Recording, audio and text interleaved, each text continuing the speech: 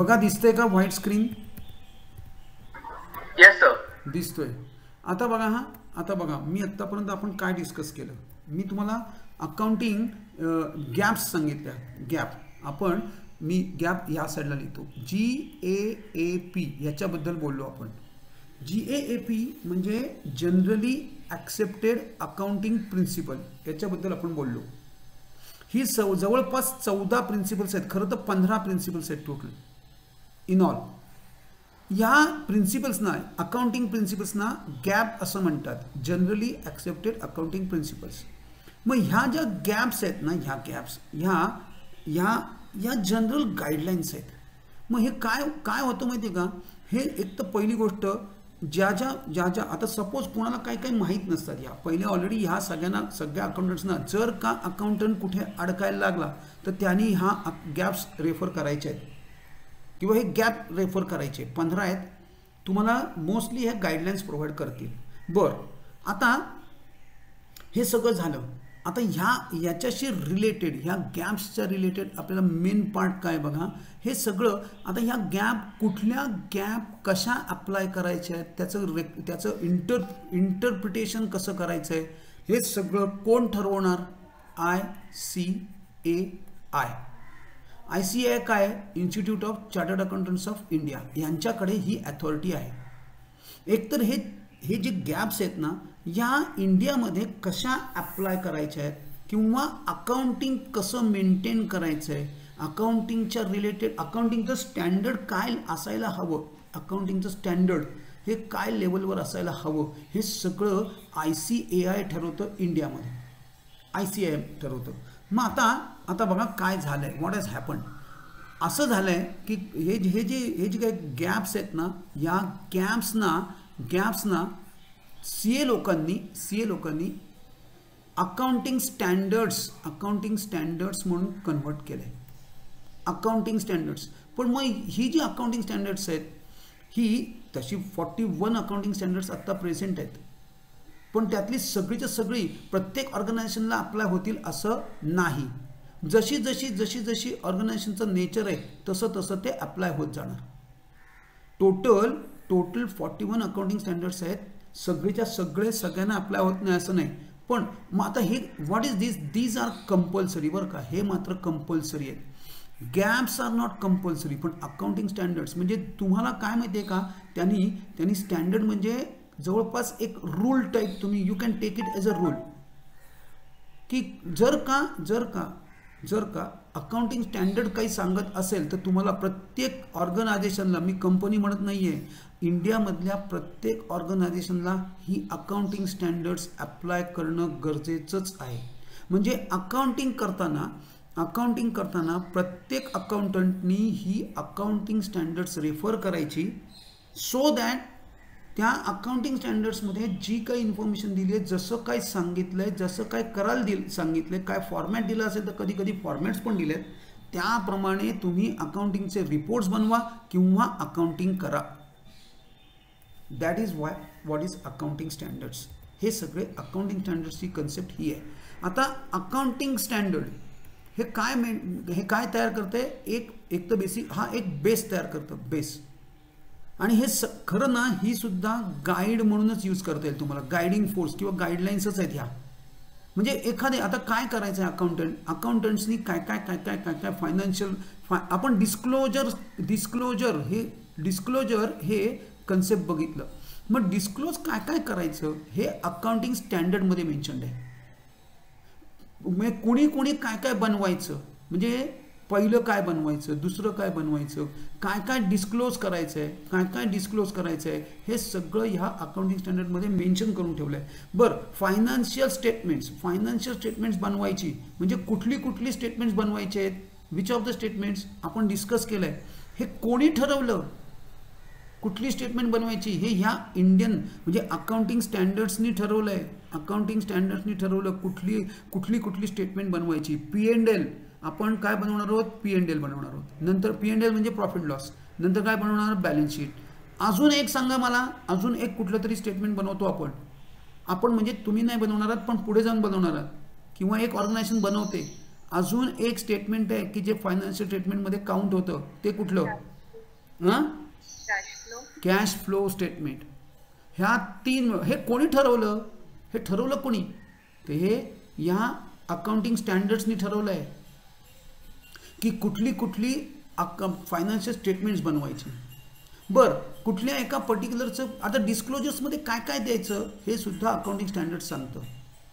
म्हणजे आता आपल्याला हे अकाउंटिंग स्टँडर्ड्स काय करणार आहेत, हा गायडन्स जो आहे ना हा पुढे वाढवणार आहेत. गायडन्स पुढे वाढणार. आणि हे सगळं कशासाठी केलं आहे तर सी एनचं काम कमी व्हावं म्हणून. सी ए का तुम्ही काय म्हणणार, सारखे सी एनना फोन करणार तुमच्या, हे अडकलं सी एला फोन करा, ओ सर ह्याचं काय करू त्याचं काय करू. तर सी ए काय म्हणतात, अरे आम्ही काय केलं आहे हे सगळे आम्हाला माहिती आहेत प्रॉब्लेम, हे सगळे अकाउंटंटला येतात, आम्ही ह्या सगळ्यांची एक लिस्ट तयार केली आहे आणि ती अकाउंटिंग स्टँडर्ड म्हणून ठेवून दिली. तुम्हाला पाहिजे असेल त्या इन्स्टिट्यूटच्या तुम्हाला कुणाला या ही फॅक्ट आहे मी सांगतोय ती ICAI.org ही वेबसाईट आहे. त्या वेबसाईटवर सगळीच्या सगळी अकाउंटिंग स्टँडर्ड्स तिथं ठेवलेली आहेत. शिवाय इन्स्टिट्यूट आपलं एक पब्लिकेशन करतं. पब्लिकेशन म्हणजे काय, एक अकाउंटिंग स्टँडर्डचं बुक तिथं अवेलेबल आहे. ऑब्वियसली ते पेड बेसिसवर आहे, ते फ्री नाही, पण वेबसाईटवर ही सगळी फ्रीमध्ये अवेलेबल आहे. तुम्ही फक्त ती डाउनलोड करायची, वाचायची आणि त्याप्रमाणे अकाउंटिंग करायचं आहे. This is what is accounting standard is. हे अकाउंटिंग स्टँडर्ड आहेत. चला आता आपल्याला काय करायचं आहे, what we have to do, we have to discuss. म्हणजे तुमच्या सिलेबसमध्ये जी अकाउंटिंग स्टँडर्ड्स आहेत ती आपण इथं कव्हर करणार आहोत. अकाउंटिंग स्टँडर्ड्स काय सांगतंय त्याप्रमाणे तुम्हाला अकाउंटिंग करायचं आहे. अतिशय सोपी कन्सेप्ट आहे. तुम्हाला डिटेलमध्ये काही येणार नाही आहे, पण कुठल्या अकाउंटिंग स्टँडर्डचा नंबर काय हे मात्र नक्की येणार. एखाद्या वेळेला एखादं कॉलेज तुम्हाला त्यातला एखादा कंटेंटसुद्धा विचारू शकतो. आत्तापर्यंत तुमच्या आउट ऑफ सिलेबस आहे, पण आपण ते सगळं कव्हर करणार. आपण काहीही बाजूला ठेवणार नाही आहोत, कारण अकाउंटिंग स्टँडर्ड्स हे माहितीचं पाहिजेत, माहितीचं पाहिजेत, त्याला दुसरा पर्याय नाही. You really should go and read those. Difficult आहेत, त्याचं लँग्वेज थोडीशी डिफिकल्ट आहे, आय नो दॅट, पण मी लिगल लँग्वेज टाईप आहे त्याची लँग्वेज. पण तरीसुद्धा आता तुमच्या बुकमध्ये जे दिलं आहे अकाउंटिंग स्टँडर्ड्स ती मी इथं डिस्प्ले करतो and then we will start. 1 मिनटं द्या मला.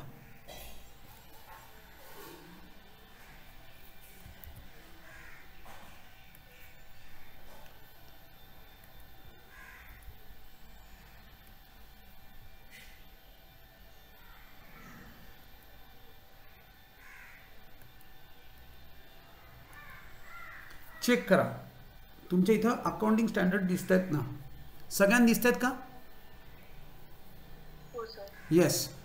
चलो yes sir. Yes. Accounting standards पहिलं, फर्स्ट अकाउंटिंग स्टँडर्ड्स सगळ्यात पहिलं डिस्क्लोजर. बघा आता हे कशाशी संबंधित आहे, हे ऑब्व्हियसली त्या डिस्क्लोजर कन्सेप्टशी संबंधित आहे. Disclosure of accounting policies. Accounting policies ज्या तुम्ही केल्यात, ज्या सेट केल्यात, ज्याच्या बेसिसवर तुम्ही अकाउंटिंग करणार आहात ते पहिले डिस्क्लोज करा. त्या पहिले डिस्क्लोज करा असं अकाउंटिंग स्टँडर्ड म्हणते. तुमच्या पॉलिसी आम्हाला समजू देत, तुम्ही कुठल्या बेसिसवर अकाउंटिंग करताय. लेट अस अंडरस्टँड दिस. सो पहिलं अकाउंट, आता हे नीट लक्ष द्या काय आहे हे. AS1 याचा अर्थ हे पहिलं, this is a first accounting standard. अशी एका खाली एक सगळी डिफाईन केलेली आहेत. तुम्हाला मी नाव जे सांगतोय त्या इथं तुम्हाला काहीही करता येणार नाही. तुम्हाला सिक्वेन्स पण बदलता येणार नाही, याची नंबर पण बदलता येणार नाहीत. म्हणजे आणि तुम्हाला हेच येणार हे तुम्हाला मोस्टली ते कशाशी रिलेटेड आहे ते येणार आणि त्याचा नंबर विचारणार. ते नॉर्मली तुम्हाला विचारतात AS1 stands for what.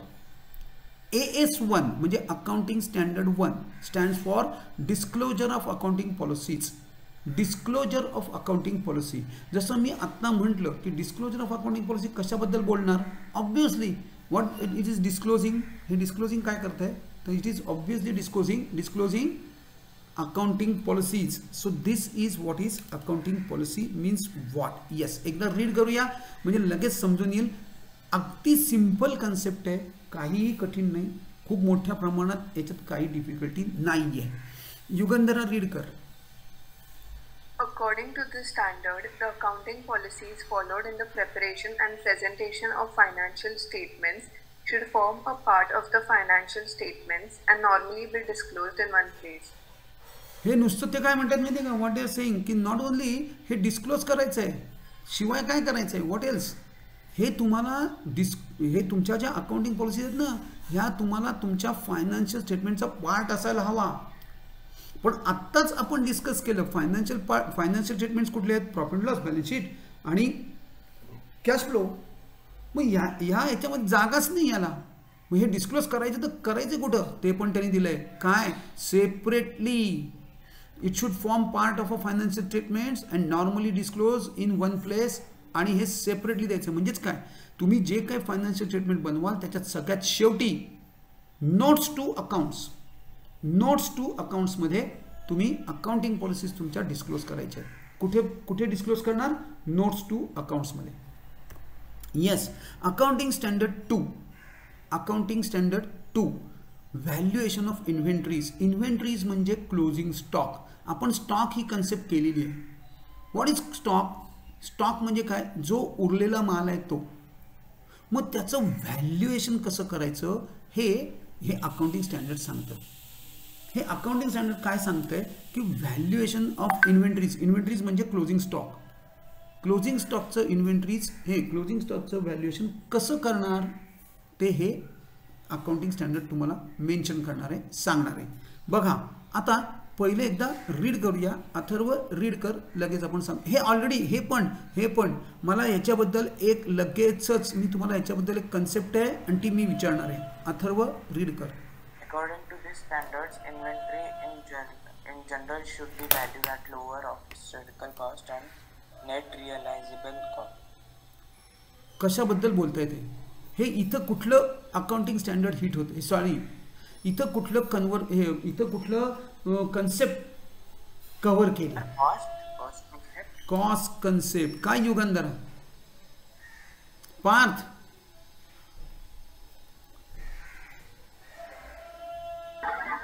Cost concept.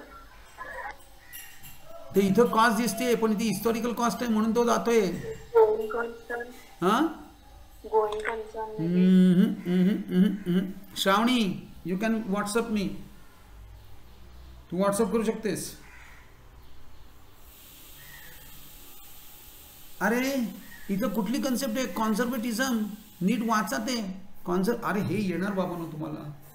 आणि हेच तर एक्झाम्पल घेतलं होतं आपण. कॉन्झर्वेटिझम, क्लोजिंग स्टॉक इज काय म्हणते श्रावणी, काय म्हणते? Okay let me check. Shravani काय म्हणते?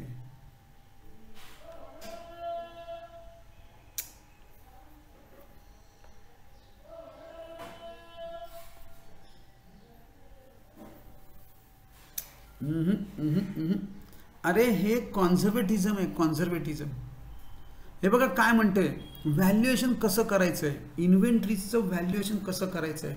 According to this standard in general this should be valued at lower of historical cost and net realizable value.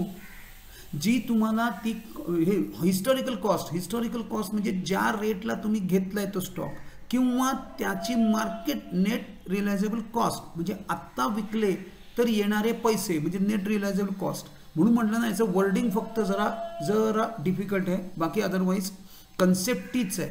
Accounting standards read करता येत नाहीत कारण त्याचं लीगल लँग्वेज आहे, त्यामुळे थोडासा तुम्हाला त्रास देऊ शकतात ते. म्हणूनच हे आहे, म्हणून तुम्हाला दिले ते.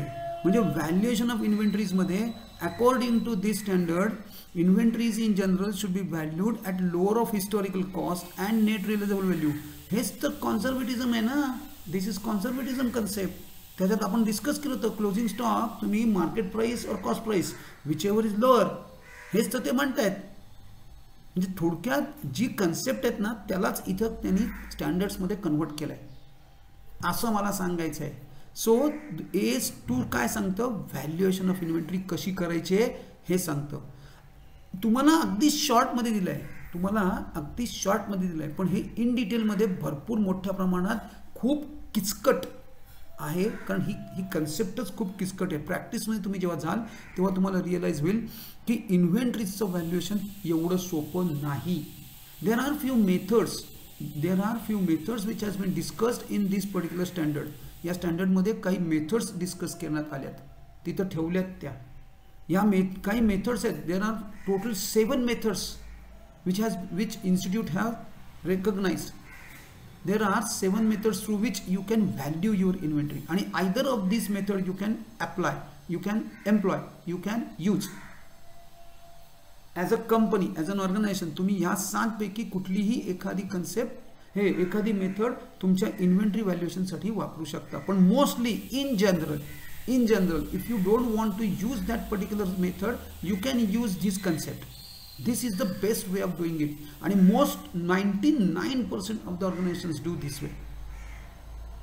99% of the organizations follow this particular. आणि तसं सुद्धा मी काय सांगितलं तुम्हाला, आता अकाउंटिंग स्टँडर्ड आहे म्हणजे तुम्हाला ते कंपल्सरी आहे. यू कॅनॉट गो बियॉन्ड दिस. या स्टँडर्डमध्ये जर तुमची मेथड नसेल तर ती ॲक्सेप्ट होणार नाही. तुमची मेथड ह्या स्टँडर्डमध्ये असली पाहिजे, नाहीतर ती काहीही आपल्याला करता येणार नाहीये. We cannot do anything in this regard. चलो पुढे व्हॅल्युएशन पण झालं. Valuation of inventory we have done. आता पुढचं नेक्स्ट अकाउंटिंग. हे बघा, कॅश फ्लो स्टेटमेंट AS3 लक्षात ठेवा. आणि हे कधीपासून, हे डेट नाही विचारणार तुम्हाला, ही डेट एवढी इम्पॉर्टंट नाही आहे, पण त्यातून जर लक्षात राहिलं तर उत्तम आहे. व्हेरी गुड आहे, चांगलं आहे. सो आणि बघा, मी मुद्दाम ना मागं बॅकग्राऊंडला तुम्हाला ते इन्स्टिट्यूट ऑफ चार्टर्ड अकाउंटंट्सचा लोगो बिगो हे सगळं दिसत असेल बघा. कारण हे आपल्यापैकी कुणालाही अथॉरिटी नाही. None of us, not even Modiji, त्यांना सुद्धा ह्याला हात लावता येणार नाही, even if is a prime minister. सगळी अथॉरिटी फक्त आणि फक्त institute of chartered accountants of इंडियाला आहे. एक्सक्लुझिव्ह राईट्स आहेत. नवीन एखादं अकाउंटिंग स्टँडर्ड बनवायचं, एक्झिस्टिंग स्टँडर्ड चेंज करायचं, त्यामध्ये ॲडिशन्स करायचे, काही डिलिशन्स करायचे आहेत. येस, हे सगळे rights institute of chartered accountants of इंडियाला आहे, ICAIला. चला तिसरं AS3 कॅश फ्लो स्टेटमेंट. हां बोल ना.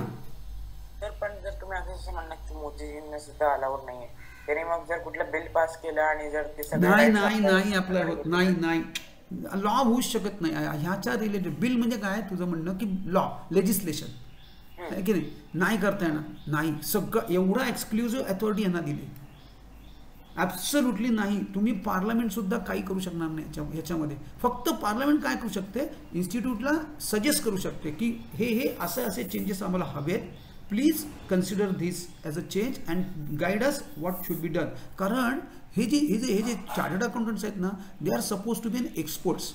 मोदीजी किंवा अख्खं पार्लमेंट हे यातले एक्सपर्ट्स नाही आहेत. त्यातले काही जण चार्टर्ड अकाउंटंट्स इथं बसत असतील, फार तर फार ते काय करू शकतात, गव्हर्नमेंटला सजेस्ट करू शकतात. पण गव्हर्नमेंट ICAI कडनं ॲडवाइसेस घेणार की असं आहे, तर अकाउंटिंगच्या बाबतीत आपल्याला काय करता येईल, कसं करता येईल. अल्टिमेट जरी हे सजेशन असलं आणि जरी नुसती डिस्कशन असलं तरी सुद्धा शेवटी डिसिजन हा ICAIचाच येणार. किती झालं तर म्हणजे कुठलंही तुम्ही लेजिस्लेशन पास करा तरी सुद्धा त्याच्यावर मोहर उमटवणार कोण, ICAI. म्हणजे काय माहिती आहे का, अकाउंटिंग म्हणजे तुम्ही मी रूलबद्दल बोलत नाही. अकाउंटिंगचे रूल्स कशाबद्दल आहेत, अकाउंटिंगचे रूल्स असतील तर ते ICAI करणार. पण तू जे म्हणतोय ते परहॅप्स बहुतेक टॅक्सेशनबद्दल बोलतोयस. टॅक्समध्ये ICAI काही करू शकणार नाही. म्हणजे आता GST कसा, किती रेट लावायचा, काय रेट लावायचा, तुझं बहुतेक असं कन्फ्युजन होतंय का? असं नाही ना कन्फ्युजन होतंय? मला तेच विचारायचं होतं नक्की काय. नाही, tax is totally different. Tax is totally different. What is the definition of a tax? A compulsory contribution of a member of that country.